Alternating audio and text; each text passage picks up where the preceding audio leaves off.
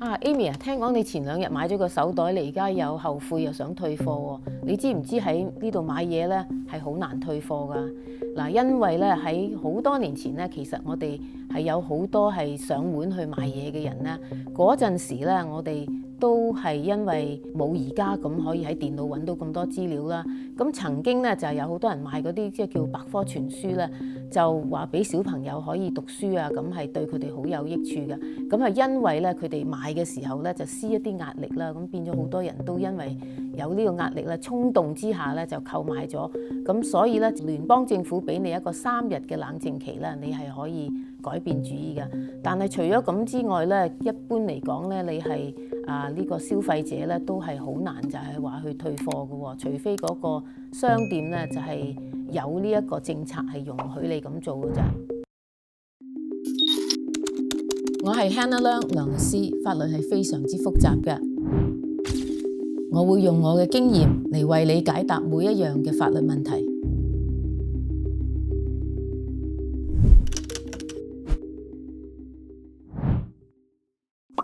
咁即係，所以你講緊嘅係 door to door 同埋係咩情況先至係有呢個3日冷靜期㗎？咁一般咧都係喺一啲好似我哋講到就 door to door 啦，即係上到門嚟銷售嘅時候咧，咁你有好多人即係覺得個壓力比較大一啲啦，同埋有時或者你去一啲trade show 啊，即係有好多係唔同嘅人喺度賣佢哋嘅貨物嘅時候咧，有時佢話今日係特價，只此一日嘅啫，你第日都買唔到噶啦咁好多時啲人就會一時衝動之下咧就買咗好多嘢，但係咧買完之後咧先至後悔。咁如果咧就喺啲咁嘅情況咧，你就係可以有呢一個聯邦嘅保障咧，你係有3日時間係可以冷靜嘅。但係如果你係去到呢一個零售商嘅商店裏邊買嘢咧，一般嚟講你都係冇呢一個保障嘅。咁有冇話分我買嘅嘢係平定貴？譬如成日都有聽到嘅就可能我喺車行嗰度買咗架可能價值成4萬蚊嘅車嘅，簽埋合約咯喎，咁你都揸咗架車翻屋企，但我翻到屋企之後，我有啲後悔，覺得個供款好似有啲貴啊，或者係覺得都唔中意呢架車，咁其實我有冇呢個3日冷靜期嘅咧？嗱，咁樣咧就喺呢個價值嚟講咧，就本來咧就係好耐以前咧，我哋只係講25蚊以上嘅咧就係有呢個保障啦。遲咗少少咧，佢哋加到咧係話130蚊以上係有呢一個保障。但係咧，我哋都係講到係 door to door，即係上門去銷售啊，或者喺出邊嗰啲conference 啊嗰啲咁嘅買嘢㗎。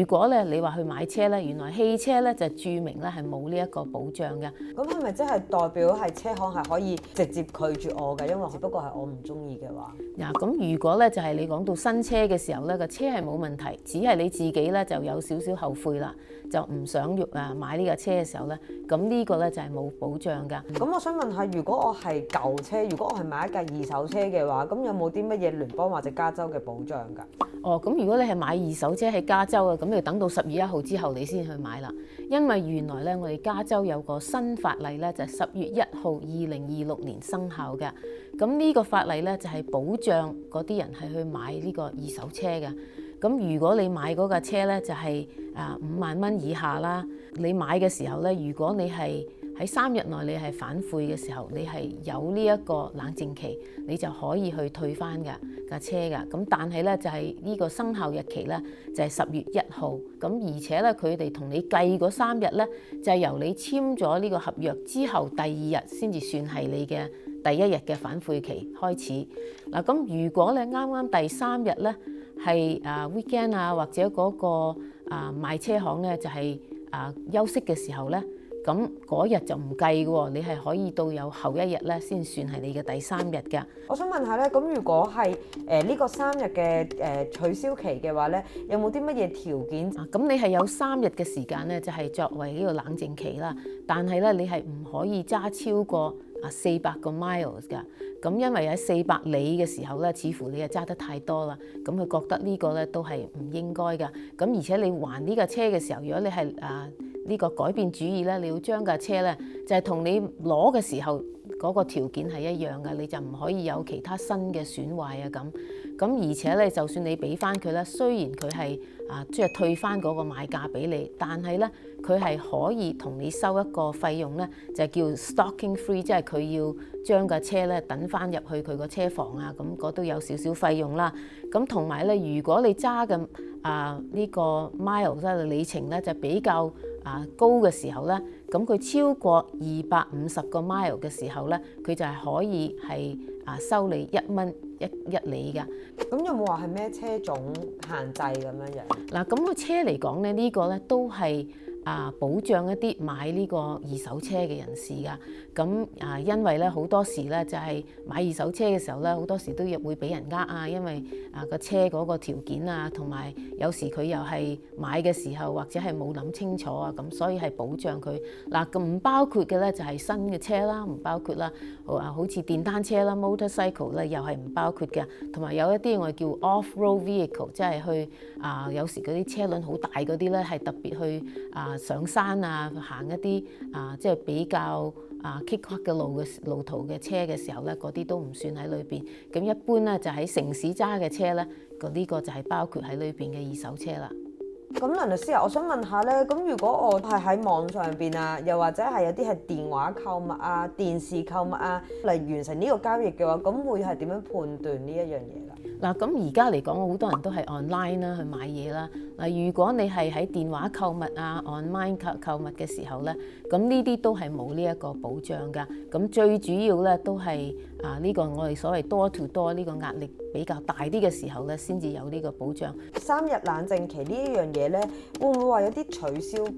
嗰啲咁樣樣，定係就一定係會遵守翻咁樣㗎？因為咧，如果佢係有呢一個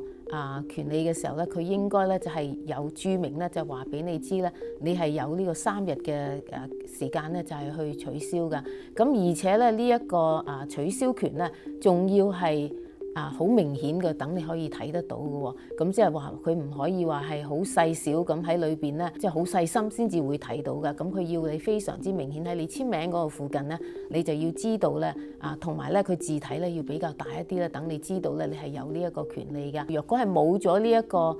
顯示俾你嘅時候咧，咁亦可以話咧呢個合約咧都可以不成立㗎。明白。咁但係如果有陣時係嗰啲購買嘅嘢係比較大金額嗰啲，就例如可能譬如係做健身嘅會籍或者係可能係 time share 嗰啲咁樣樣嘅話，咁其實嗰個牽涉金額係真係好大。咁其實呢啲有冇呢個唔同嘅可能冷靜期又或者取消嘅呢啲嘅規定？咁好似呢一啲咧就係有佢哋自己不同嘅一個冷靜期㗎。好似若果你係即係參加一個健身院啦，做 gym 嘅時候咧，咁佢又有佢嘅規定咧，你係有呢個5日嘅時間，你係可以去反悔㗎。咁其他咧，好似話講到 time share 都係有佢自己嘅冷靜期㗎。咁所以咧喺不同嘅情況之下咧，你就可以係 check 一下咧，自己係咪有冇呢一個冷靜期喺度俾到你㗎？你呢個嘅意思係咪即係等於係我去買呢一啲嘢嘅嗰份合約入邊係一定會有列明嘅意思啊？係咁如果你去到一個 gym 嗰度咧，你去參加之後，佢當然係要你簽合約啦。喺你簽合約裏邊咧，個內容咧就係應該有註明話咗俾你知啦，你有幾多時間咧係可以反悔㗎。如果係冇註明嘅時候咧，呢一份合約咧都係無效㗎。咁有冇話係頭先一路講係聯邦層面咁樣樣啦？呢個3日冷靜期有冇話係加州佢嗰個法律同埋去計算嗰個合約嘅種類會有唔同㗎？咁加州嚟講咧就係亦係好似係喺屋企嗰度啦，就係 door to door 買嘢嘅時候咧，都係會有呢一個冷靜期。但係一般嚟講咧，呢個3日嘅冷靜期咧，都係呢個聯邦法嗰度開始嘅。每個州咧，有時佢要有唔同嘅呢個規例啦。咁佢講明咧，就係如果喺你嗰個購買嘅種類裏邊咧，如果係有聯邦法嘅保障，但係又有另外你本州嘅保障嘅時候咧，咁佢就要睇下咧邊一個嘅保障個效力咧就係高一啲啦，依照咧比較高嘅保障咧嚟保障呢一個消費者嘅。咁即係話咧，如果聯邦法係有3日嘅冷靜期，但係原來咧喺你嗰個州同樣嘅嘢咧，你係有長一啲時間，即係好似有5日嘅冷靜期嘅時候咧，咁原來咧佢係要依照咧比較對你保障大一啲嘅5日嘅冷靜期咧為準㗎。咁所以咧一般嚟講就係基於呢個聯邦法啦，但係咧亦可以咧係有每一個州係有不同嘅法例嘅。咁我想問下呢啲冷靜期嘅話咧，除咗weekday 之外，即係星期六日公眾假期嗰啲，係咪都會計埋落去呢個3日？咁一般嚟講咧，如果你個冷靜期咧就係喺個 weekend 或者呢個公司唔開門嘅時候咧，咁佢會俾你係到佢下一個呢個公司開門嗰日或者係到呢個週日嘅時候咧，咁先至係會算嘅。咁可以話係 weekend 咧，佢亦係唔算嘅。咁如果你係有咁嘅問題嘅時候咧，咁你應該咧就係會有多少少時間嘅。另外一個問題係咁，如果係對於我哋呢啲普通消費者嚟講嘅話，其實有陣時最大個問題簽約嘅時候，我根本上唔知自己有冇呢個取消嘅權利或者冷靜期。咁佢好多時咧講明咧，最緊要咧就好似我哋講過啦，嗰個 cancellation 嗰個字就好緊要啦，因為佢講明咧 cancellation 嘅意思就係你可以取消啦。如果冇嘅時候咧，你簽完之後如果有後悔咧，你變咗係可以去查一下到底你自己簽嗰個項目咧係唔係屬於受呢個保障㗎。咁如果係嘅，而你係睇翻你嘅合約上邊係冇註明呢一個權利嘅時候咧，咁呢個你嘅合約咧就係無效㗎啦。因為佢一定要喺個合約嗰度講明有冇取消權。係啦，即係無論有定冇都一定要講嘅意思咯。唔係，如果你嗰個項目係有呢個取消權嘅時候，佢就一定要講你係有呢個取消權。但係如果佢冇講到嘅話，咁就即係 default 係冇取消權定係合約無效啊？若果你嗰個項目係要有呢一個取消權嘅，即係好似你話我而家係喺佢嚟到door to door買咗啲嘢俾你啦，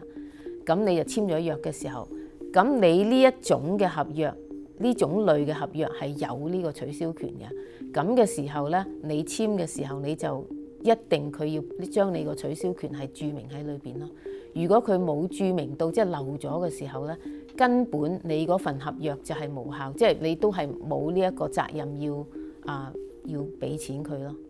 咁但係如果你話你簽嗰個種類咧，你係去個商店買嘢嘅時候，咁但係你去商店買嘢，你根本係冇呢個取消權㗎。咁所以咧，就算佢真係你要去簽任何紙張嘅時候咧，咁佢都唔需要話俾你，唔需要話你係冇呢個取消權咯。我哋仲有冇啲乜嘢嘅細節要留意？咁如果係有咁嘅情況嘅時候咧，當然你就要有全部嘅文件啦、收據啦。咁仲有咧就係最好咧，就係需要呢個書面通知佢你係要取消啦。email 都算係書面嘅通知啦。但係如果係最安全嚟講咧，或者你就係用呢一個 certified mail， 咁即係發呢個掛號信。咁然後咧就係寫明咧喺信裏邊註明咧，你而家係想取消啦。咁嘅時候咧，全部嘅日期咧都係有一個好好嘅證據嘅時候咧，咁呢個咧就係即係最安全嘅做法啦。咁有冇話取消係可以由幾時去開始計算咁樣呢啲㗎？咁取消權咧，如果係講到3日咧，就係由佢簽名嗰日咧，就係